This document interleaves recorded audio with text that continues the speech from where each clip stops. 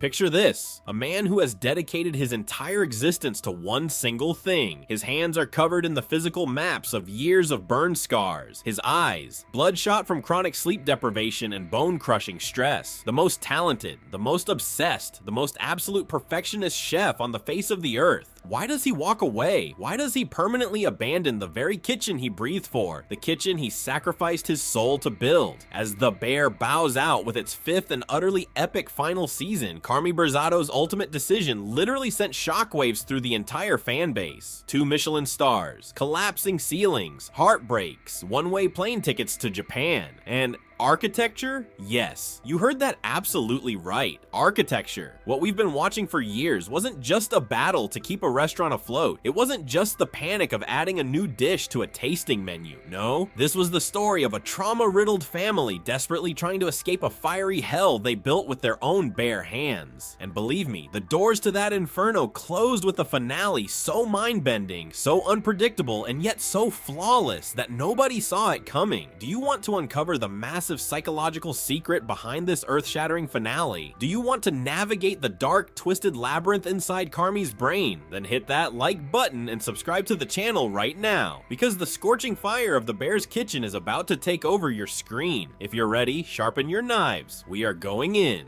Think back to the suffocating, breathless finale of Season 4. Carmy had completely sacrificed himself to keep the restaurant alive, to protect the people he loved. And in that freezing walk-in fridge, he said the words, "I quit." We all sat frozen in front of our screens in a dead, chilling silence. We thought it was a temporary crisis, a momentary breakdown, a classic Carmy explosion. We said to ourselves, Carmy can't survive without the kitchen. He is the heart of the Bear. He is the blood in its veins. But we were wrong. We were so terribly wrong. When Season 5 kicks off, the showrunners throw us directly into the dead center of absolute chaos, right into the eye of the storm. This time, they aren't just fighting a lack of funds or the anxiety of a ruthless food critic. Mother Nature herself has declared war on them. The gray, weeping sky of Chicago feels like it's physically mourning the unending grief of the Berzatto family. That massive, monstrous storm hitting Chicago. It wasn't a random weather event. That storm was the physical manifestation of Carmy's internal world. It was his suppressed panic attacks finally breaking free, bursting pipes, muddy water slowly filling the restaurant, rising past their ankles, a cracking ceiling, ready to cave in at any given second. And as if that wasn't enough, a critical glitch in the reservation system has packed the dining room with hundreds of hungry, impatient, high-expectation guests, way beyond their actual capacity. Just imagine the sheer horror. The power goes out dead in the middle of dinner service. 5:30 p.m., pitch black. The only things left are blind panic and the maddening, never-ending screech of that cursed ticket machine. This is how the show masterfully prepares us for the breaking point. Stitch by stitch, we start at the absolute bottom, the most helpless, darkest moment possible. Why? To see who will truly shine like a diamond when the lights go out and the hope fades. When Carmy retreats into his own personal darkness, all that crushing weight, all that paralyzing expectation and fear drops directly onto Sydney's young shoulders. Sydney finally, truly takes total control as the chef de cuisine. But there is a problem, a massive problem. The toxic, oppressive, unforgiving, perfectionist ghost of Carmy is still haunting that kitchen. The entire staff expects to be screamed at. They expect the abuse. But Sydney, she refuses to yell like Carmy. She refuses to humiliate people for making human errors. She has to be a different kind of leader. She has to be the chef of a new generation. And on that hellish night, as the muddy waters keep rising, as the darkness and despair close in, Sydney pulls off a literal miracle in that kitchen. She treats the staff not like cogs in a machine, not like disposable tools. She treats them like a family, like flesh and blood human beings. She does the one incredibly simple yet vital thing that Carmy couldn't do for years. She looks them dead in the eyes and she trusts them. And that tiny microscopic crumb of trust becomes the very first step of a massive revolution, a domino effect that will change the entire course of the story. And what about Richie? Oh man. Cousin Richie. Think about the loud, aggressive, chaotic guy from season 1. The guy who pulled a gun on people waiting in line for a hot dog. The guy who sabotaged everything he touched. Now look at him, standing there in a razor-sharp suit, setting up makeshift tables in the basement, calming down panicked VIP customers in the dark. He has transformed into an absolute genius of crisis management. He is the beacon of light in that blackout. Richie's character arc is, without a doubt, one of the most flawless, deeply satisfying evolutions in the history of television. It's pouring rain. The kitchen is literally collapsing, but Richie is conducting the floor like a master symphony conductor. He's serving champagne in the dark. He's making people laugh. Do you know why? Because during those grueling days of polishing forks at the 3-star restaurant ever, Richie discovered he had a purpose. He realized he wasn't just a waiter. He learned that hospitality, the act of taking people away from their chaotic lives and giving them a moment of pure joy, is a profound, noble art. That suit became his armor, and he is now a knight. And Carmy is watching all of this from a distance, from the shadows, completely silent. In the past, he would have jumped right into that dirty water. He would have micromanaged everything. He would have screamed at everyone, smashed a plate against the wall, and made a horrible situation infinitely worse. But now, in that chaotic kitchen, even standing in ankle-deep water, he sees how smoothly, how beautifully everything runs under Sydney's leadership, governed by love and respect rather than fear. He finally realizes that his self-created stress, his endless, radiating anxiety, never actually made the restaurant perfect. On the contrary, he realizes how much it damaged the people around him. Silence is sometimes the loudest scream. This exact moment is incredibly heavy. It leaves a lump in the viewer's throat. It's the brutal realization that the most talented person in the room is not always the best leader. Sometimes the absolute best form of leadership is knowing when to step out of the way. Listen closely, we are exactly halfway through the video, and trust me, when you hear Carmy's shocking confession in that white-walled office in just a minute, you are going to freeze. You will realize the massive clue that has been staring us right in the face since episode 1. We are getting very close to the end, so do not go anywhere. All the puzzle pieces are about to snap into place. Oh, by the way, if everything I've said so far has sparked something in your brain, if you have goosebumps right now, hit that subscribe button immediately, because the real storm, the real truth, it hits right after the muddy waters drain away. The storm has passed. The night of absolute darkness is over. The team survived what they thought was the apocalypse of dinner services. And the best part? Nobody killed each other. Nobody quit. When morning comes, there is a strange, unfamiliar peace in the kitchen. A vibe we have never felt in the Bear before. The smell of freshly brewed coffee, quiet murmurs. But this peace was the calm before a world-shattering piece of news. The Michelin inspector, the legendary mythical figure that drove Carmy to the brink of insanity, the obsession that stole his sleep for months. Remember, they spent the entire night sweating bullets. Was it the lonely guy in the corner? Was it the woman with the glasses and the notepad? Every single plate sent out was a matter of life and death. But the truth, in a stroke of brilliant narrative irony, was entirely different. Peter Clark, the real Michelin inspector, didn't come on the night of the apocalyptic storm. He actually came during season 4, on a relatively calm, normal night. The night Richie prepared that fake snow surprise for the customers. The night the team wasn't chasing perfection, but simply doing their jobs with deep love. They weren't judged when they were performing. They were judged when they were just being themselves. When the call came in, Sydney couldn't breathe. Her eyes filled with tears. Not 1, 2 Michelin stars, 2 stars, the holy grail of the culinary world. Carmy's visionary genius, combined with Sydney's creative brilliance and deep empathy, had achieved the impossible. That specific moment, Sydney and Carmy standing in the middle of the kitchen, no words spoken, not a single sound, just a silent, deeply profound embrace. 5 seasons of agony, the poured sweat, the sliced fingers, the blood, the tears, all melting away in a single hug. No dialogue was needed. They had done it, from the absolute gutter to the peak of the mountain. But this victory wasn't just a celebration, it was the definitive end of an era.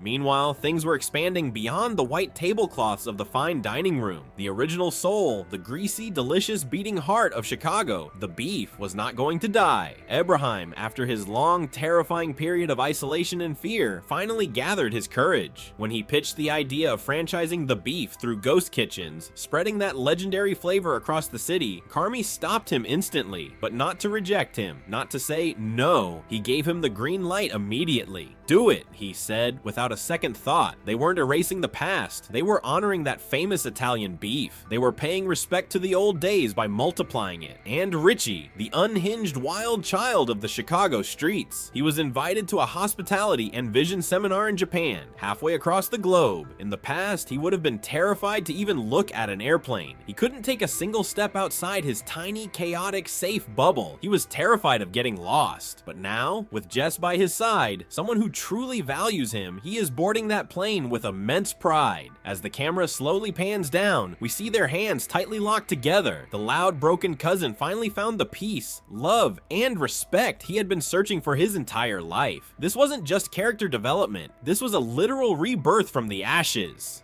Now, let's get to the massive, jaw-dropping, mind-bending finale. Carmy Berzatto, the founder of a legendary two-Michelin-star restaurant. He slowly takes off his chef's apron, and where does he go? To a luxury vacation? To open a new restaurant in Paris? No, he walks into an architecture firm. Carmy is at an interview for an architecture internship. At first, we all stared at the screen thinking, what? Carmy in architecture? How does that make sense?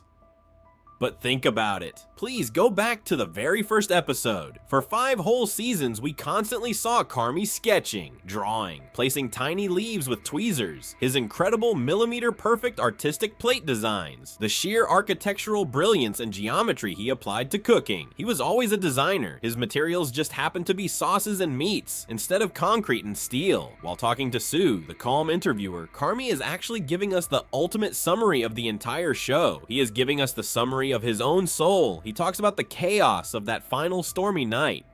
If I was in control, he says, his voice trembling slightly, if I walked into that kitchen, I would have ruined everything. I watched them from afar. I saw how flawless, how absolutely perfect they were. Without my destruction, without my endless screaming. Carmy's core problem was never the kitchen. It was never the food. His real problem was his coping mechanism for crisis and stress. When Sydney got overwhelmed, she stepped out into the alley, took deep breaths, or sometimes threw up. But Carmy, he took his pitch black hatred, his crippling fear, and vomited it directly onto the people around him, the people who loved him the most. Uncle Lee, as much as we hated him, was painfully, tragically right. To break the cycle, you have to break the damn cycle. The generational curse of suicide, deep depression, and violent anger baked right into the Berzatto DNA. His beloved older brother Mikey couldn't escape that toxic cycle, taking his own life in that dark office. His mother Donna lost her mind in the endless stress loop of the kitchen, driving a car through the living room wall. Carmy realized a terrifying truth. If he stayed in that kitchen, if he held on to that absolute power as executive chef, if he lived that stress every single day, sooner or later he would share the exact same tragic fate as his brother and his mother. That toxic, burning environment would swallow him alive. He didn't walk away because he stopped loving the restaurant. He didn't walk away because he hated cooking. It was the exact opposite. He walked away to protect Sydney, to protect Richie, to protect his chosen family from his own venom, from his own darkness. He made the ultimate sacrifice, and he left.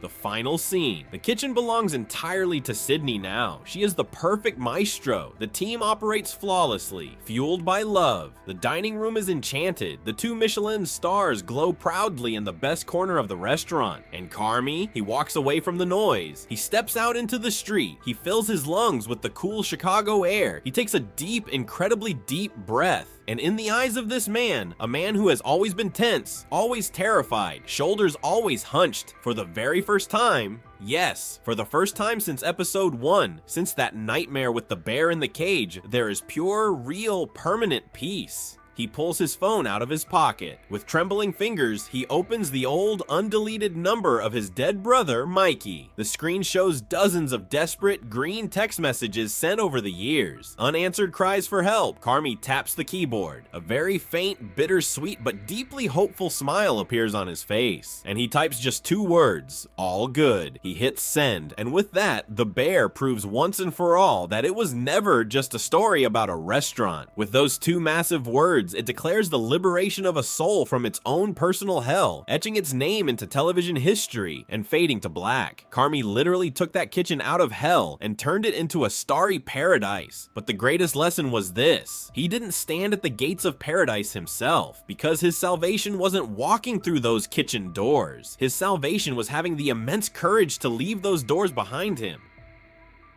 Forever. Alright guys, we have reached the end of a television era, a flawless masterpiece.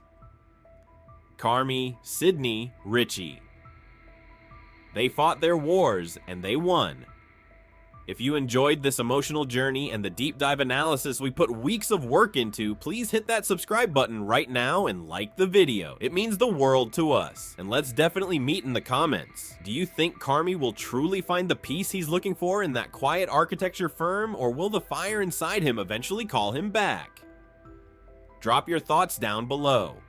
Also, if you thought Carmy's kitchen was chaotic, if you thought that storm was stressful, we are not making you wait a single second. Let's pull you straight into our next video, because over in Westeros, an earth-shattering literal bloodbath is waiting for us. In the new season of House of the Dragon, things have escalated to an absolutely insane, catastrophic level. Dragons have set the skies on fire, betrayals are sharper than Valyrian steel, and the Game of Thrones has become more savage and more deadly than ever before. To see what is truly happening behind the scenes in the Dance of the Dragons, who is ruthlessly betraying who, and to witness the monumental collapse of the Targaryen dynasty, do not wait. Click the video on your screen right now. I will see you on the battlefield, right in the dead center of fire and blood.